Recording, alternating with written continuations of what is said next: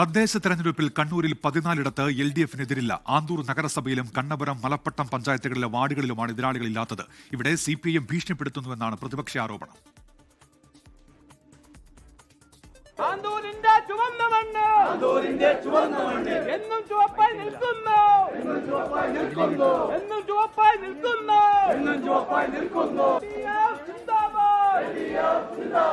കണ്ണപുരം പഞ്ചായത്തിൽ മാത്രം 6ഇടത്താണ് LDFനെതിരില്ലാത്തത്. 2 വാർഡുകളിൽ മറ്റാരും സ്ഥാനാർത്ഥിയെ നിർത്തിയിരുന്നില്ല. 10ാം വാർഡിലെ UDF സ്ഥാനാർത്ഥിയുടെ പത്രിക സൂക്ഷ്മ പരിശോധനയിൽ തള്ളിയിരുന്നു.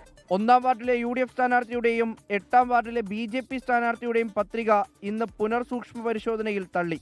ആന്തൂർ നഗരസഭയിൽ 5ഇടങ്ങളിൽ LDF സ്ഥാനാർത്ഥികൾ എതിരില്ലാതെ വിജയമുറപ്പിച്ചു. മൊറാഴ, പൊടിക്കുണ്ട് വാർഡുകളിൽ നേരത്തെ തന്നെ എതിരാളികളില്ലായിരുന്നു. തളിയിൽ, കോടല്ലൂർ വാർഡുകളിലെ UDF സ്ഥാനാർത്ഥിയുടെ പത്രിക തള്ളി.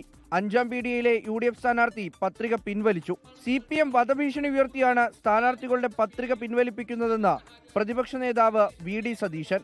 ഇവിടുത്തെ റിട്ടേണിംഗ് ഓഫീസറോട് പ്രധാനപ്പെട്ട ആളുകൾ വിളിച്ചു പറയുകയാണ് സ്വീകരിക്കേണ്ടത്.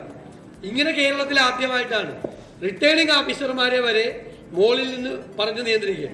എന്നാൽ വ്യാജ ഒപ്പിട്ട് സ്ഥാനാർത്ഥികളെ നിർത്തുന്ന ഗതികേടിലാണ് UDF എന്ന് CPM തിരിച്ചടിച്ചു. ആ പട്ടിക തള്ളാൻ വേണ്ടിയിട്ട് കാരണമായിട്ട് റിട്ടേണിംഗ് ഓഫീസർ കണ്ടത് നാമനിർദ്ദേശം ചെയ്യപ്പെട്ടിട്ടുള്ള ആൾ തന്നെ റിട്ടേണിംഗ് ഓഫീസറുടെ മുന്നിൽ ഹാജരായിട്ട് നേരത്തെ ഞാനല്ല ഒപ്പിട്ടിട്ടുള്ളത് എന്നത് പറഞ്ഞിട്ടുണ്ട്.